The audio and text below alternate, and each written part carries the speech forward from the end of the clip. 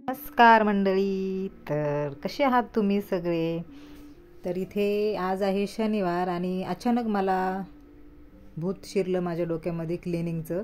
आणि माझं असं अचानक ठरतं, माझं काही ठरवून मी कधी काही करत नाही.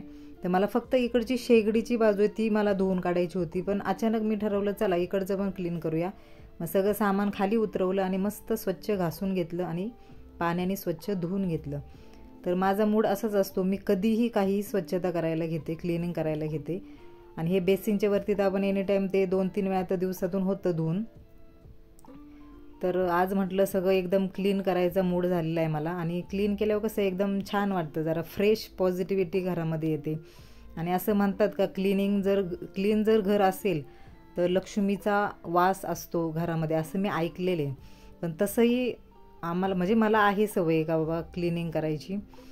आणि माझं असं ठरवून नसतं का 1 महिन्यानी 2 महिन्यांनी क्लिनिंग करा, असं मी एनी टाईम माझ्या जेव्हा डोक्यात येतं तेव्हा मी क्लिनिंग करायला घेते.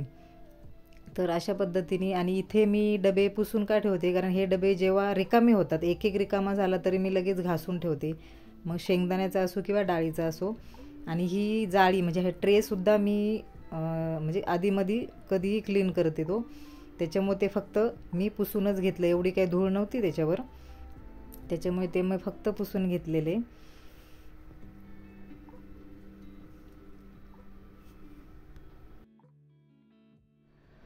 कसं दिसतंय एकदम क्लीन ना, एकदम भारी वाटतं माहिती आहे तुम्हाला. असं जेव्हा क्लीन आपण करतो ना तेव्हा एकदम प्रसन्न होतं मन असं, आणि एकदम पॉझिटिव्ह पॉझिटिव्ह असं फील होतं आपल्याला. यस, झालेलं आहे माझं.